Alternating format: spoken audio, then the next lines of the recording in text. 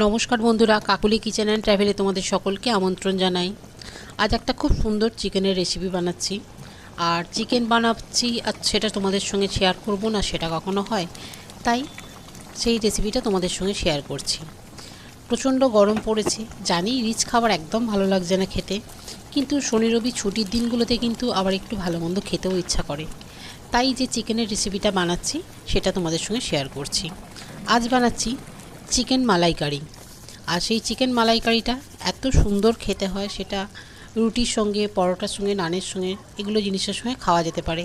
আবার যারা ভাত পছন্দ করো আমার মতো, তারা কিন্তু ভাতের সঙ্গেও খেয়ে নিতে পারবে। জানি সবার পছন্দ হবে না, ভাতের সঙ্গে ব্যাপারটা ঠিক জমবে না, কিন্তু আমার ভালো লাগে, আমি খাই। যাই হোক, রেসিপিটা তোমাদের সঙ্গে শেয়ার করছি। আচ্ছা, এই যে এটা হচ্ছে নারকেলের গুঁড়ো, যেটা প্যাকেটজাত জিনিস, যেটা আমি কিনে এনেছি। বাড়িতে নারকেল ছিল না, আর হঠাৎ করে তৈরি হচ্ছে, সেই কারণেই নারকেল যে দুধ হবে সেটার জন্য নারকেল গুঁড়ো প্যাকেটে পাওয়া যায়, সেটা বাজার থেকে কিনে নিয়ে এসেছি। আর সেটা একটু উষ্ণ গরম জল করে সেই জলের মধ্যে আগে থেকে ভিজিয়ে দিচ্ছি।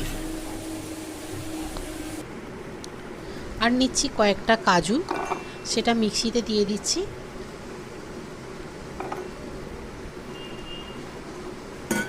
আর এর মধ্যে দিয়ে দেবো একটু দুধ। এই দুধের সঙ্গে আমি কিন্তু কাজুটা পেস্ট করব। খুব সুন্দর মিহি করে কাজুটা পেস্ট করে নিতে হবে। এটাই কিন্তু চিকেনে ব্যবহার করব আমি।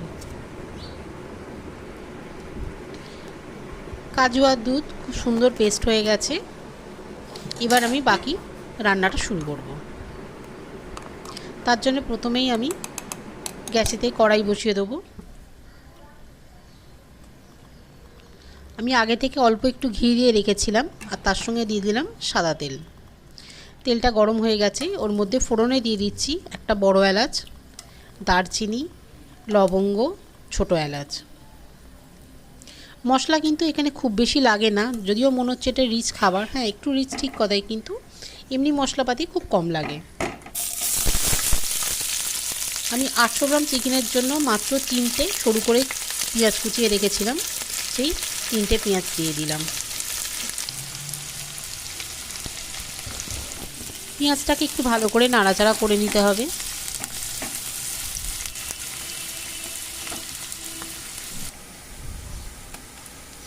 পেঁয়াজটা দিয়ে একটু ভাজা ভাজা হয়ে এসছে, লাল করে ভাজবো না, একটু কালারটা চেঞ্জ হলে তার মধ্যে দিয়ে দিলাম আদা বাটা, আর দিয়ে দিচ্ছি রসুন বাটা। এবার আদা বাটা আর রসুন বাটাটাকে পেঁয়াজের সঙ্গে খুব ভালো করে কষে নিতে হবে। মোটামুটি কষানোটা হয়ে এসছে। আর আগে থেকেই আমি চিকেনগুলোকে ধুয়ে পরিষ্কার করে রেখেছিলাম।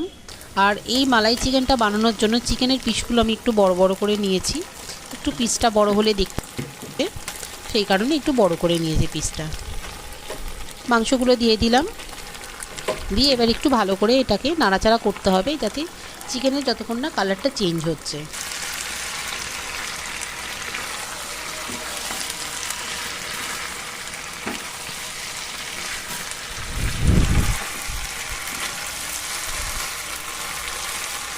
চিকেনের দেখো বন্ধুরা, চিকেনের কালারটা কিন্তু চেঞ্জ হয়ে গেছে, সাদা হয়ে এসছে। এবার আমি ওর মধ্যে দিয়ে দিলাম হলুদ গুঁড়ো, দিয়ে দিচ্ছি লাল লঙ্কার গুঁড়ো খুব অল্প পরিমাণে,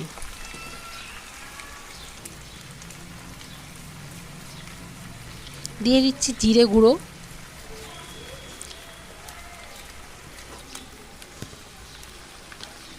এবার দিচ্ছি ধনে গুঁড়ো। সমস্ত মশলাটাকে খুব ভালো করে চিকেনের সঙ্গে এবার কষতে হবে।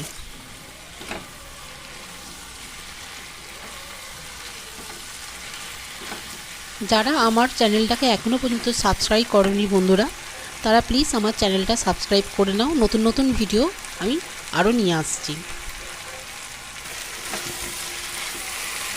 পরিমাণ মতো নুন দিয়ে দিলাম। নুন দেওয়ার পর আবার ভালো করে নাড়াচাড়া করছি। এটাতে কিন্তু আমি জল দেব না, জলের পরিবর্তে এই সমস্ত জিনিসগুলো দিচ্ছি। এই যে আগে থেকে যে নারকেলটাকে আমি নারকেলের দুধ বার করার জন্য নারকেল পাউডার ভিজিয়ে রেখেছিলাম, সেইটা এবার চিকেনের মধ্যে দিয়ে দিচ্ছি।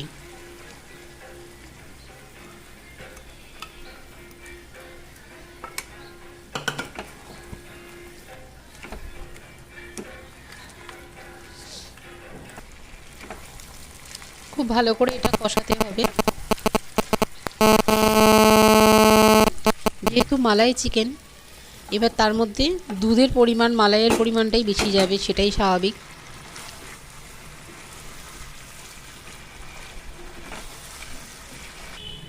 মোটামুটি একটু কষানো হয়ে গেছে। এবার আমি দিয়ে দিচ্ছি কাজু আর দুধ, যেটাকে পেস্ট করেছিলাম সেটাকে আরেকটু দুধ দিয়ে পাতলা করে সেটাকে আবার ঢেলে দিচ্ছি চিকেনের মধ্যে। আর দুধটা ঢালা মাত্র খুব সুন্দর একটা কালার এসছে। এটাতে কিন্তু কোনো রকম ফুড কালার আমি দিইনি, তাতেই এত সুন্দর কালার এসছে। চিকেনটায় কিন্তু ফুট ধরে গেছে। এবার আমি প্যাকেট দুধ দিয়ে দিলাম খানিকটা, কেন এতেই চিকেনটা সিদ্ধ হবে। আর আগে থেকে যেহেতু চিকেনটা ম্যারিনেট করা ছিল না, এই সমস্ত দুধের মধ্যে দিয়ে চিকেনটা সিদ্ধ হবে। খুব ভালো করে মিশিয়ে নিলাম। এবার চাপা দিয়ে একটু সিমে রান্না হতে দেব। খুব সুন্দর কালার বেরিয়েছে আর মনে হচ্ছে চিকেনটা সিদ্ধ হয়ে গেছে।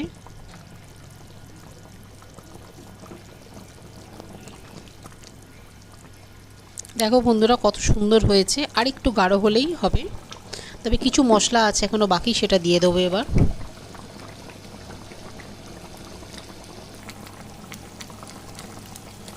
দিয়ে দিচ্ছি গোলমরিচের গুঁড়ো, কেন আমি যেহেতু মালাই বলেছি একটা মিষ্টি হবে, তাই ঝালটা আমি আগে থেকে দিইনি, গোলমরিচ দিয়েছি। এইবার দেব স্বাদ মতো চিনি।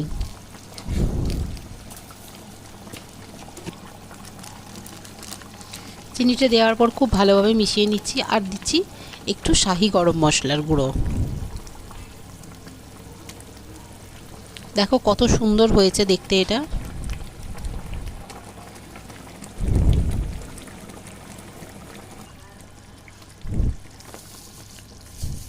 এবার একটু কসুরি মেথি হাতে করে গুড় পিষে নিয়ে চিকেনের মধ্যে দিয়ে দেব। আমার এই রেসিপিটা যদি ভালো লেগে থাকে বন্ধুরা, প্লিজ আমার চ্যানেলটাকে সাবস্ক্রাইব করো আর লাইক, শেয়ার, কমেন্ট করতে ভুলো না।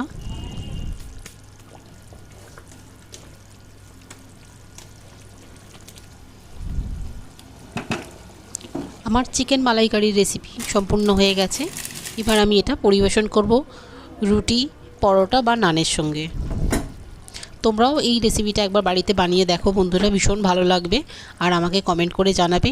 আর চ্যানেলটাকে সাবস্ক্রাইব করে প্লিজ আমার পাশে থাকবে। আজকের মতো এই পর্যন্ত। আবার একটা নতুন ভিডিও নিয়ে তোমাদের সামনে হাজির হব।